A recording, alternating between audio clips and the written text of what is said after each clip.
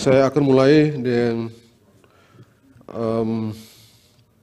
pertanyaan dari pihak terkait.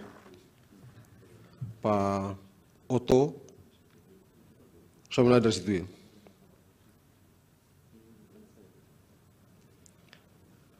Apakah MK bisa melampaui dan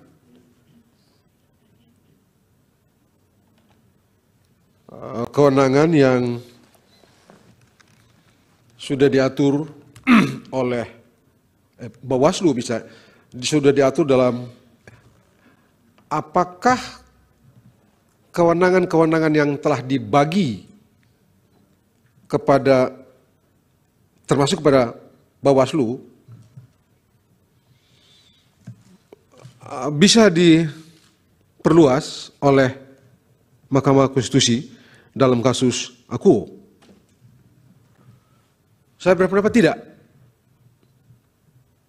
Yang sudah dibagi, misalnya itu ada laporan, ada pelanggaran proses, sengketa administrasi, misalnya, selesaikan di Bawaslu.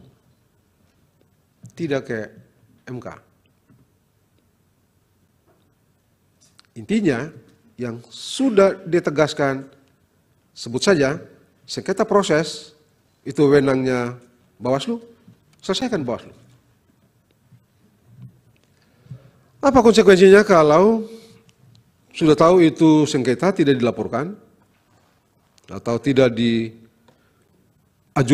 sengketanya ke Bawaslu? Saya berpendapat,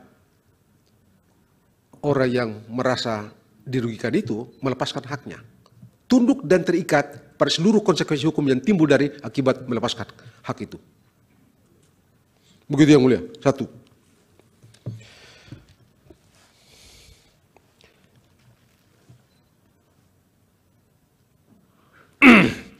Yang kedua, apakah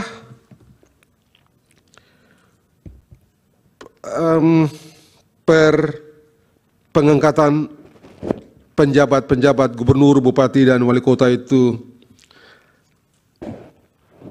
dimaksudkan untuk memenangkan,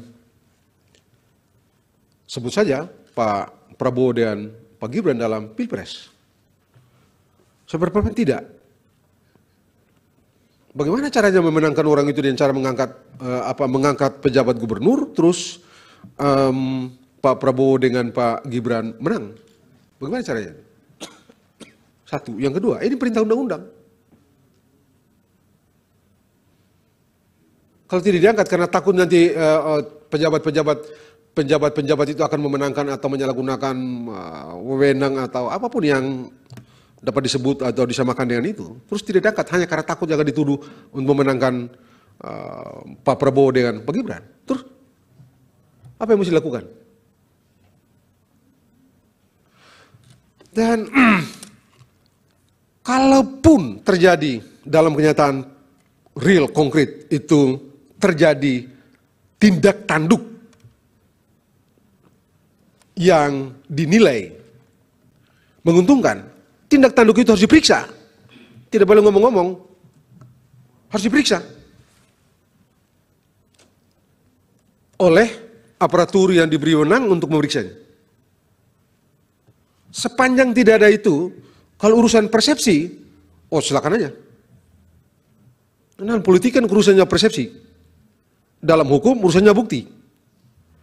Supaya orang itu kita dapat secara meyakinkan secara hukum mengkualifikasi tindakan orang itu sebagai tindakan yang memberikan keuntungan kepada, sebut saja 02, pasangan Pak Prabowo dengan Pak Gibran, maka itu orang harus diperiksa.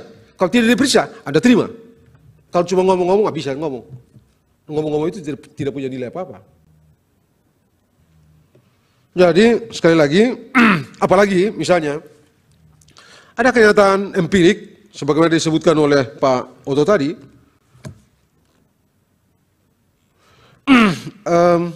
di dua tempat, di Aceh sama di Sumatera Barat, kampungnya Profesor Saldi ini, kalah itu Pak Prabowo, kalah juga si Gibran tuh, kalah juga Pak Gibran.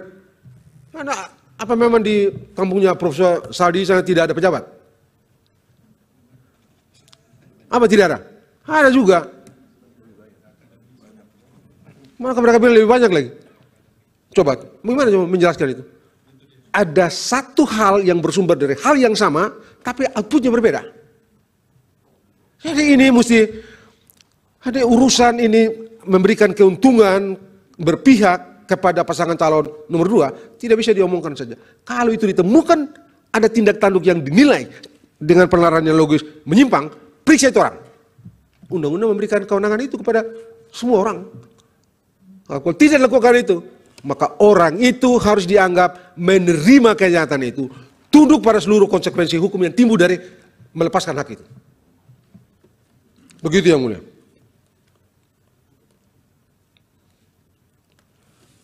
Yang ketiga, ini sekaligus dengan Pak, karena secara substansial ini relevan dengan pertanyaan yang mulia Profesor Arief. Ini soal pilkada dan pemilu ini. Saya tadi berpendapat, pilkada dan pemilu itu dua rejim yang berbeda. Sejauh yang saya mengerti, Prof. Arief, hukum dalam setiap perkara adanya di amar, bukan pertimbangan. Suka atau tidak, senang atau tidak, hukum dalam setiap perkara amar, bukan pertimbangan. Pertimbangan fundasi amar, bukan amar. Jadi, ya itu pendapat. Sejauh yang saya baca, pendapat penyamaan pilkada dan pilpres itu dipertimbangkan. Sama dengan seolah-olah ditafsir orang di luar perintah mahkamah kepada presiden untuk bentuk peraturan pemerintah. Padahal itu ada di pertimbangan. Teksnya juga bentuk peraturan perundangan, bukan peraturan pemerintah. Bagaimana kita bilang peraturan perundangan itu sama dengan peraturan pemerintah? Spesifik pemerintah? Tidak. Jadi sebenarnya kalau toh itu diberikan, katakanlah itu kalau itu di amar putusan, teks peraturan perundangan itu, kalau ada teks itu, berikan diskresi kepada presiden, pilihan untuk memilih satu di antara beberapa bentuk hukum yang tersedia dalam sistem hukum kita. Dan bentuk hukum apapun yang dipilih oleh presiden sah.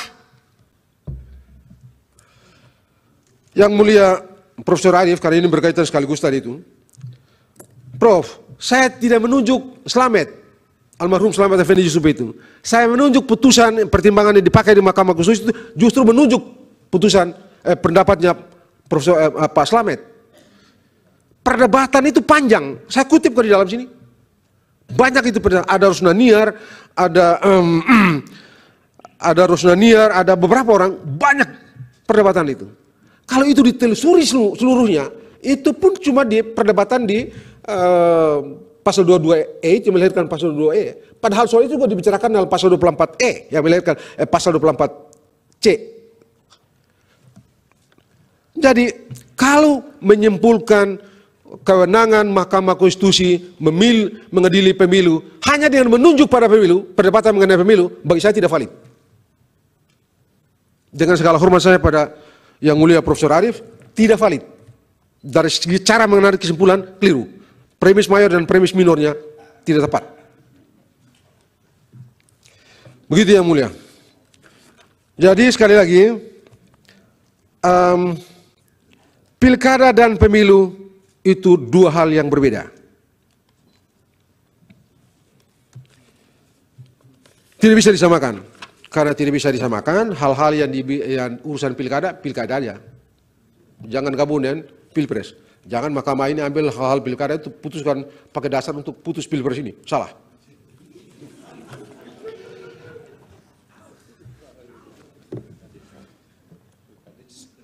Oh, nanti, nah itu dia, jangan-jangan satu waktu ini pemilihan kepala desa dibawa juga ke sini.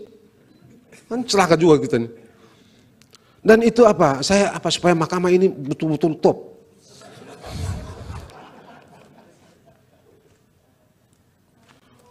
Oh iya, soal urusan diskualifikasi ini.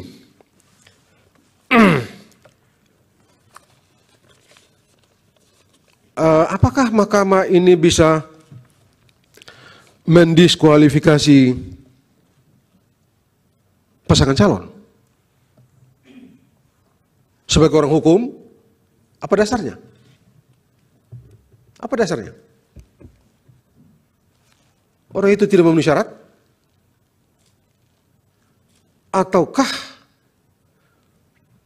pelanggaran-pelanggaran itu sedemikian kacaunya dan tidak bisa dibicarakan? Konkret, bawa ke sini buktinya. Saya tahu di pilkada, di beberapa pilkada saya jadi ahli, memang sempat diperiksa itu beberapa hal yang sebenarnya masuk dalam proses diperiksa di sini, tapi itu konkret. Saya tidak usah sebut yang spesifik.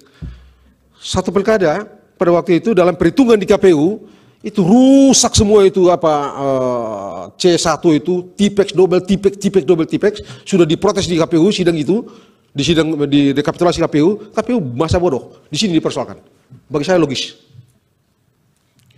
Itu pilkada. Ada dasarnya. Ada peristiwa konkret yang menurut akal sehat logis untuk dicek. Sekarang kembali ke pertanyaan Prof. Yusril, ini guru saya. Saya itu sebenarnya dulu mau ambil hukum ekonomi. Ketemu Pak Yusril bilang, nggak usah. Satu waktu nanti tata negara itu penting. Kamu jadi orang tata negara saja. Nanti saya bantu kamu memberikan rekomendasi, kamu masuk ke tata negara. Ya sudah, kita bikin lagi. Saya bikin tuh proposal di pramuka di pojok tuh. Kan dari kampung, Prof. Ini gara-gara Prof. Ya sudah. Nah, setelah itu selesai doktor, ikut lagi beliau ke Seknek. Beliau berhenti, saya berhenti juga. Iya benar.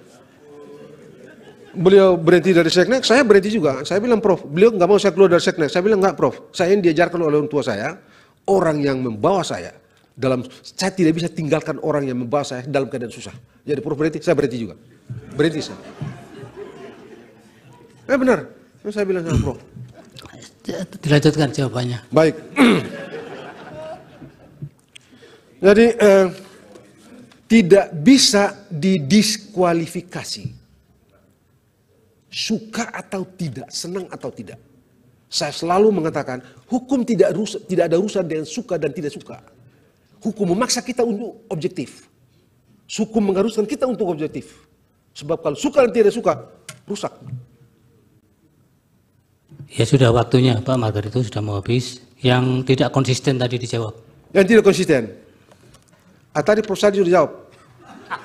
Pak Arsul, Pak Henry, iya, kan mengatakan Pak Saldi, Anda tidak. Iya. Silakan jawab. Saya mulai dulu dari Prof. Saldi. Apakah dengan pendapat saya itu mahkamah berubah? Mahkamah berubah. Apakah dengan pendapat saya itu mahkamah berubah? Tidak kan? Apakah dengan pendapat saya itu norma berubah? Tidak. Saya mesti berpendapat. Dan karena itu saya ikuti.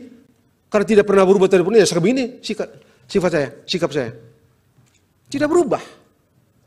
Saya kan di perdebatan mengenai putusan MK 90 itu, saya bilang mau 1000 sarjana hukum mengatakan putusan itu tidak sah.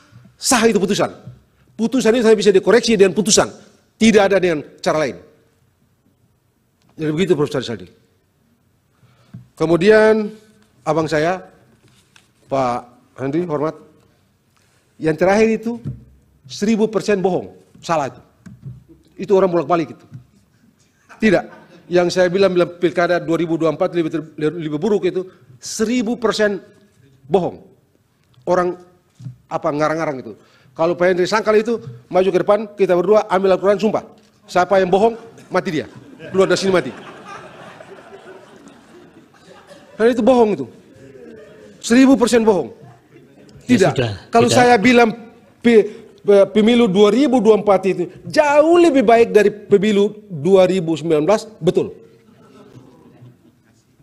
Kalau itu tidak perlu disumpah. Tidak perlu disumpah, ada itu. Kemudian tadi yang terakhir ya Pak Kamal tadi. Pak Kamal tadi, begini, urusan negara hukum demokratis naik dan turun itu urusan persepsi. Sangat persepsi. 2019 juga kami juga berpendapat sama ini. Negara ini tenang-tenang aja nih. Jadi soal persepsi aja, demokrasi, pemilu ini akan begini-begini, demokrasi akan runtuh. Enggak lah, tidaklah. Ada pemilu jauh lebih buruk. Tapi tidak seperti ini. Tidak mengakibatkan negara hukum turun kualitas. Enggak. Demokrasi ini kan barang yang tidak memiliki bentuk akhir. Sesuatu yang terus-menerus berproses. Jadi karena dia terus-menerus berproses, bagaimana caranya menentukan dia naik atau turun? Terakhir Pak Refli tadi, saya merasa penting untuk menjawab ini putusan Pak Refli, pertanyaan Pak Refli ini. Risalah dan putusan. Oh, risalah itu bukan hukum kok. Bagaimana bisa dia dibandingkan dengan putusan? Dan kalau putusan amar, hukum dalam putusan itu amar, hukum dalam putusan itu amar, bukan di dalam pertimbangan. Pertimbangan cuma memberikan fondasi. Jadi bagaimana caranya membandingkan itu? Orang satu bukan hukum, satu hukum, membandingkan dua hal yang berbeda. Tadi Hair sudah bicara. Tidak masuk akal. Menyamakan dua hal yang berbeda juga tidak masuk akal. Jadi saya kira pertanyaan juga ya. Kemudian mengenai pengangkatan pejabat demokratis bla bla bla segala macam ini. Ini demokratis ini barang ini sudah dibicarakan dari zaman Yunani kuno sampai sekarang ini begitu. Aristoteles kan jelas ini. Ini bentuk pemerintahan yang tidak bagus. Ini sebabnya di perdebatan pembentukan konstitusi Amerika Serikat orang tidak bicara mengenai demokrasi, orang bicara mengenai republik. Ini barang busuk ini. Demokrasi ini. Coba lihat aja kita yang belajar-belajar ilmu tata negara ini. Kemudian bagaimana dengan putusan MK? Sekali lagi, putusan MK dia menjadi hukum norma imperatif harus berlaku, yaitu kalau amar. Menurut tidak. Bagi saya prosedur cara menemukan calon gubernur, calon pejabat gubernur, pejabat bupati, pejabat wali kota yang diatur dalam Permendagri nomor 4 2003 itu akuntabel, beralasan dipakai, dia harus dianggap legitim, demokratik dengan semua definisi yang mungkin kita berikan padanya. Bagaimana dengan putusan? Saya kira sudah semua Bang Kamil Kamal, saya kira tidak ada yang tidak ada yang terlalu. Oh terakhir, saya kira penting untuk tadi satu pertanyaan tadi Pak Henry tadi soal putusan nomor 90 yang begini. Saya mau singkat aja nih.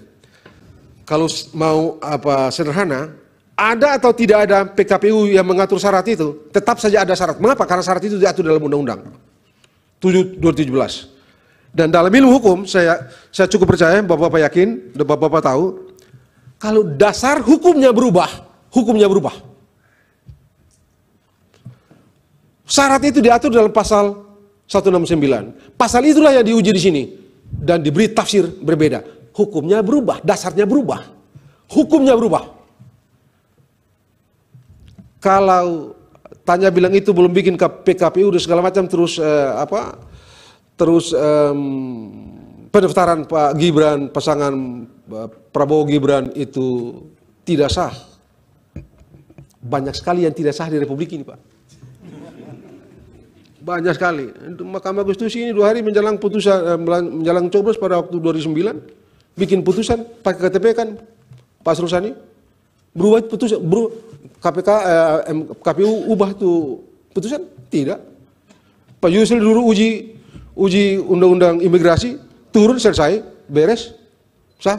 Bang Magdir uji undang-undang soal sumber daya yang lain diputus ini, langsung berlaku kok. Tidak ada. Jadi sudah, kan Pak. yang paling pokok begini, di undang-undang dasarnya berubah, hukumnya berubah, dasar hukumnya berubah, pendaftaran sah. Kenapa tidak disengketakan?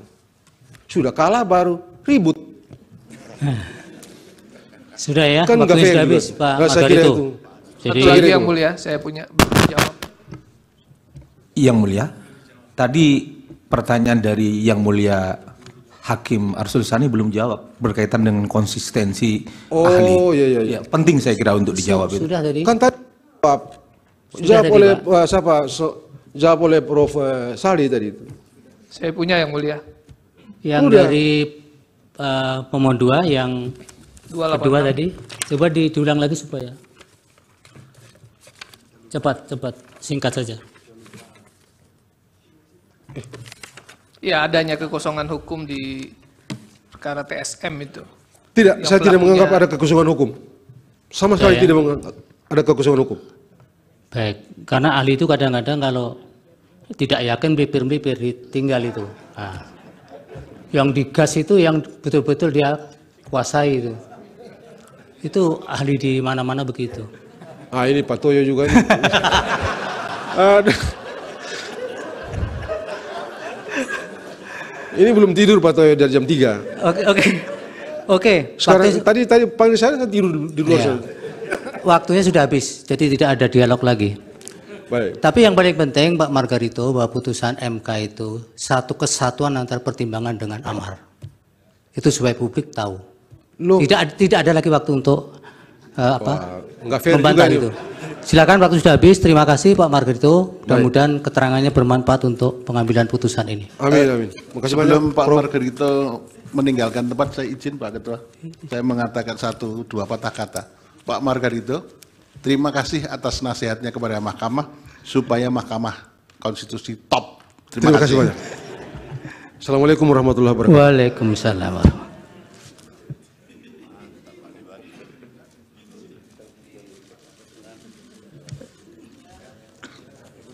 Profesor Edi Hiraj dihadapkan. Download Tribun X sekarang. Menghadirkan lokal menjadi Indonesia.